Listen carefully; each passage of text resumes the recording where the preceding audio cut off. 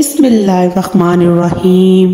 اللہ کے نام سے شروع کرتے ہیں جو بڑا مہربان اور نہایت رحم کرنے والا ہے۔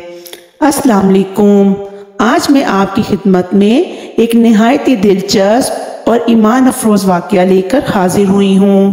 اگر آپ کو یہ میرا واقعہ پسند آئے تو میرے چینل کو لائک کیجئے گا، سبسکرائب کیجئے گا اور بیل آئیکن کو دبائیے گا تاکہ میری تمام ویڈیوز آپ کو آسانی سے حاصل ہو سکیں۔ آج کا واقعہ ہے حضرت سلیمان علیہ السلام اور ہدہد۔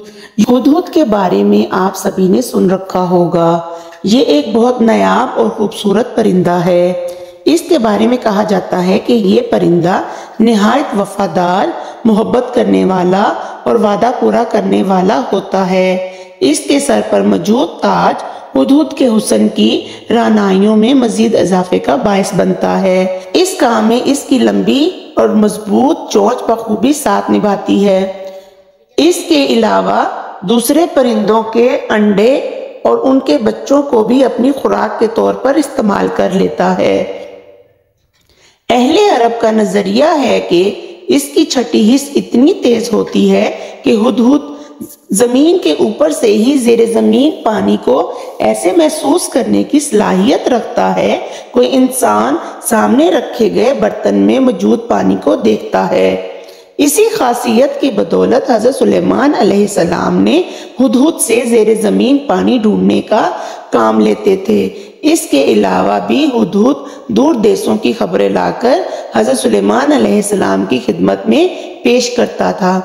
کہا جاتا ہے کہ ہدہد کے پروں کی دھونی جب گھر میں دی جاتی ہے تو وہاں سے کیڑے مکوڑے اور دوسرے حشرات تتر بتر ہو جاتے ہیں۔ اس کے علاوہ ایک اور بات بھی خاص شہرت رکھتی ہے کہ اگر کوئی شخص بھولنے کی یا یادداشت کی کمزوری کی بیماری میں مبتلا ہو تو اس کی گردن میں ہدہد کی آنکھ لٹکا دی جائے تو اس کی بیماری دور ہو جاتی ہے۔ ہدہد کو مرغ سلیمانی بھی کہا جاتا ہے۔ حضرت سلیمان علیہ السلام ایک جلیل القدر پیغمبر تھے جنہیں رب کائنات نے انسانوں کے ساتھ ساتھ جنات اور حیوانات پر بھی حکومت عطا کی تھی۔ 970 قبل مسیح ملک شام اور فلسطین پر ان کی حکومت تھی۔ پرندہ ہدہد بھی ان کی فوج کا حصہ تھا۔ جب کبھی لشکر کسی علاقے میں ٹھہر جاتا تو حضرت سلیمان ہدہد کو پانی کی تلاش کا حکم دیتے۔ جب یہ پرندہ پانی کی نشاندہی کرتا تو لشکر میں موجود انسانوں اور جنوں کے ذریعے زمین کھود کر پانی کو حاصل کیا جاتا۔ پھر ایک دفعہ جب شاید لشکر کو پانی کی ضرورت آن پڑی ہوگی تو اسی لیے حضرت سلیمان نے اس پرندے کو یاد فرمایا اور غیر موجود پا کر حضرت اسماعیل علیہ السلام غصہ ہوئے اور فرمایا کہ اگر وہ معقول وجہ نہ بتا سکے تو اس کو سزا دی جائے گی۔ کچھ ہی دیر کے بعد جب ہدہد واپس آیا تو اس نے حضرت سلیمان علیہ السلام کو ملکہ سبا کا واقعہ سنایا۔ یہ ملک جنوبی عرب یعنی آج کے یمن کے مقام میں واقع تھا۔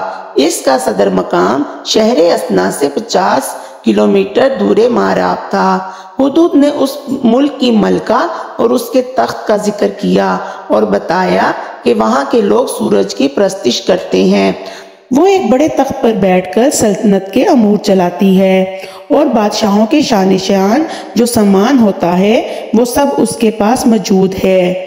اس خبر کے بعد آپ علیہ السلام نے ملکہ بلقیس کے نام ایک خط ارسال فرمایا جو ہدہد لے کر گیا۔ قرآن پاک میں اس کا ارشاد یوں ہے کہ حضرت سلیمان علیہ السلام نے ہدہد سے فرمایا کہ تم میرا یہ خط لے کر جاؤ اور ان کو خط دینے کے بعد ان سے الگ ہو کر ان کو دیکھنا کہ وہ کیا جواب دیتے ہیں۔ ہدہد نے حضرت سلیمان علیہ السلام کا خط لے کر تخت بلقیس کی طرف گیا اور خط کو ملکہ بلقیس کی گود میں گرا دیا۔ ملکہ بلقیس نے خط کو دیکھ کر اپنے اراکین اور امراء کو اکٹھا کیا اور خط کو پڑھا۔ خط پڑھتے ہی ملکہ بلقیس پر لرزہ جاری ہو گیا جس کا قرآن پاک میں اس طرح ذکر آیا ہے کہ میرے سرداروں، بے شک میری طرف ایک عزت والا خط آیا ہے، وہ حضرت سلیمان علیہ السلام کی طرف سے ہے۔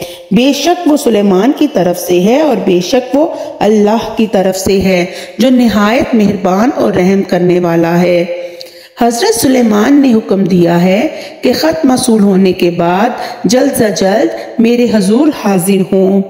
خط سنا کر ملکہ بلقیس نے اپنی سلطنت کے وزیروں اور مشیروں سے مشورہ کیا تو انہوں نے کہا کہ ہم بہت زیادہ طاقتور ہیں، اس لیے ہم حضرت سلیمان علیہ السلام سے جنگ کریں گے، کیونکہ ہم ایک بہادر قوم ہیں اور ہمارے پاس طاقت بھی ہے اور جنگی سامان بھی۔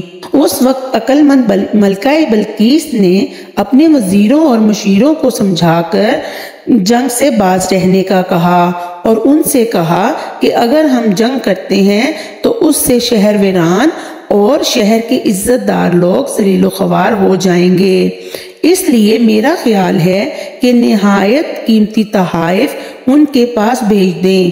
اس سے ثابت ہو جائے گا کہ حضرت سلیمان علیہ السلام دنیا کے بادشاہ ہیں یا اللہ عز و جل کے نبی ہیں۔ اگر وہ نبی ہوں گے تو ہرگز میرا ہدیہ قبول نہیں کریں گے، بلکہ وہ ہمیں اپنے دین کی طرف رجوع کرنے کی ہدایت دیں گے۔ اگر بادشاہ ہوں گے تو میرا ہدیہ قبول کر کے نرم ہو جائیں گے۔ چنانچہ ملکہ بلقیس نے 500 غلام، 500 لونڈیاں، بہترین لباس اور زیورات سے آراستہ کرا کے ان کی طرف بھیجے۔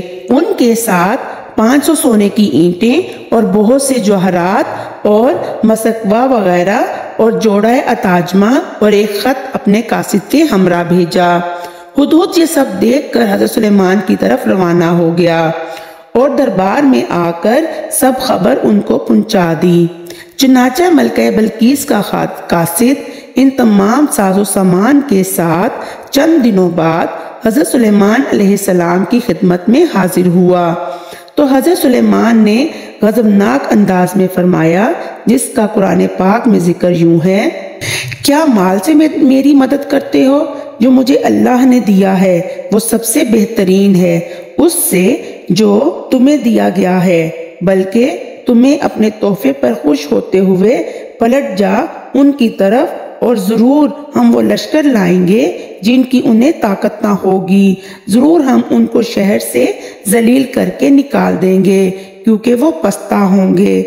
چنانچہ جب قاصد نے واپس آ کر ملکہ بلقیس کو سارا واقعہ سنایا تو بلقیس نے حضرت سلیمان کے دربار میں حاضر ہو گئیں۔ حضرت سلیمان علیہ السلام کا دربار اور یہاں کے عجائبات دیکھ کر انہیں یقین آ گیا کہ عزت حضرت سلیمان علیہ السلام کے پاس ہے اور حضرت سلیمان علیہ السلام اللہ کے نبی ہیں اور ان کی سلطنت بھی اللہ تعالیٰ کی طرف سے ہی ہے۔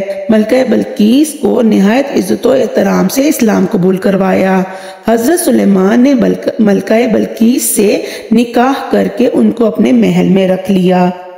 اس سلسلے میں ہدہد نے جو کارنامے انجام دیے بے شک عجائبات عالم میں سے ہیں، جو بے شک حضرت سلیمان علیہ السلام کے معجزات ہیں۔ حضرت بلقیس کا تخت کیا تھا اور وہ کس طرح حضرت سلیمان علیہ السلام کے پاس آیا؟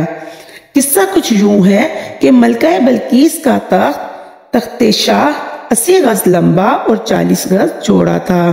یہ سونے، چاندی اور طرح طرح کے جواہرات سے آراستہ تھا۔ جب حضرت سلیمان نے ملکہ سبا کے قاصد اور تحائف کو ٹھکرا دیا اور اس کو یہ حکم نامہ بھیجا کہ وہ مسلمان ہو کر میرے دربار میں حاضر ہو جائے تو آپ کے دل میں یہ خواہش ظاہر ہوئی کہ بلقیس کے آنے سے پہلے اس کا تخت میرے دربار میں آ جائے۔ چنانچہ انہوں نے اپنے دربار میں درباریوں سے فرمایا، جس کا قرآن پاک میں اس طرح ارشاد ہوتا ہے، اے درباریوں، تم میں ایسا کون ہے جو اس تخت کو میرے پاس لے آئے قبل اس کے کہ وہ میرے دربار میں میرے حضور حاضر ہوں؟ ایک بڑا جن بولا کہ میں وہ تخت آپ کے حضور میں حاضر کر دوں گا قبل اس کے کہ حضور اجلاس ختم کریں، میں اس میں قوت والا ایماندار دار ہوں۔